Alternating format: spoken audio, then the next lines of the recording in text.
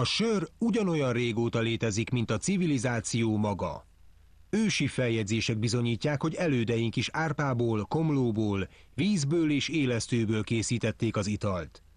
Ma is ugyanezeket az alapanyagokat használjuk, de amint látni fogjuk, az eljárás azóta nagymértékben megváltozott. Az első sört időszámításunk előtt Mezopotámiában ihatták. A sikarú nép szent italnak tartotta, gabonából készítették komló nélkül. A gallok és kelták árpát, búzát és rozsot is felhasználtak.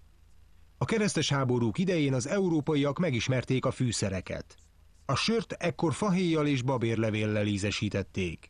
A 15. században ezeket a fűszereket komlóval helyettesítették, így született meg az ital, melyet mi is ismerünk.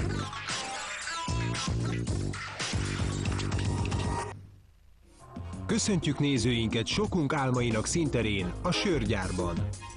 A sör erjesztett alkoholos ital, mely gabonából és vízből készül.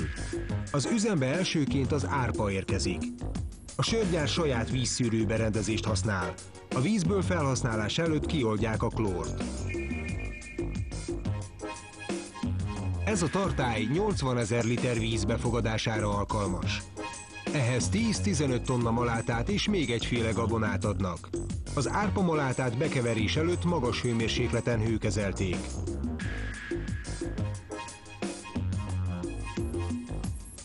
Egy keverőlapát megakadályozza, hogy a maláta leülepedjen a tartály aljára. Az előkészületek 2 órát vesznek igénybe.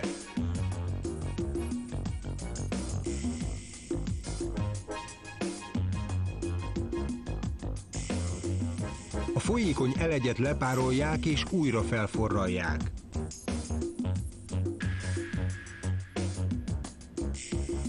Itt a mintavételi folyamatot láthatjuk.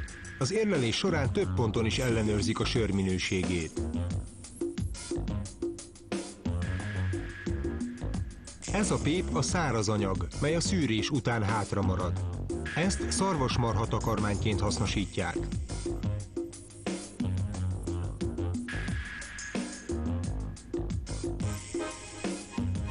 A folyadékot tehát leszűrik.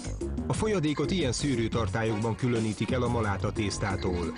Itt újabb mintavételre kerül sor, melyben ellenőrzik a cukortartalmat és a sör minőségét.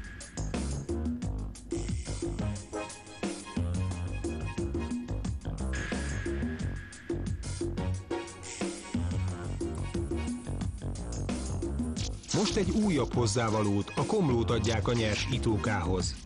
Ez a növény adja a kesernyésséget és a sör jellegzetes aromáját. A komló így, granulátumként érkezik a gyárba.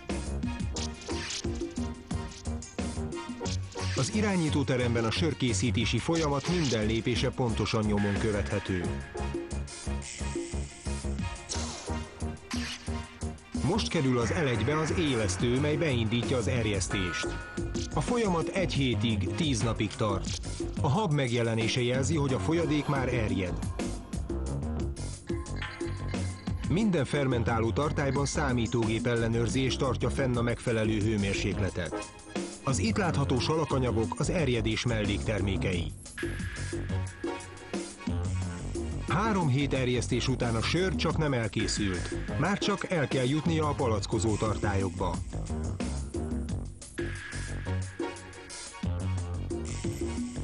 Ez előtt azonban még egyszer leszűrik. A szerkezete letisztul, miután eltávolítják belőle a zavarosságát okozó részecskéket. Itt látható a különbség a szűretlen sör és a végső, palackozásra kerülő sör között. A használt és a visszaváltott üvegeket kimossák.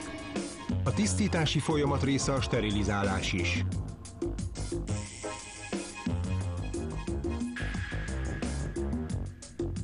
Az üres üvegek szállítószalagon érkeznek töltésre készen. Ezen a gépsoron 1 perc alatt közel 1000 palackba kerül sör.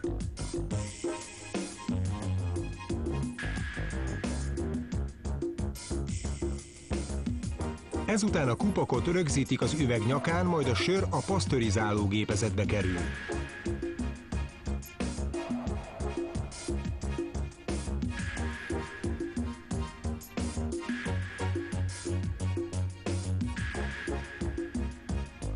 Már csupán 2 lépés maradt hátra.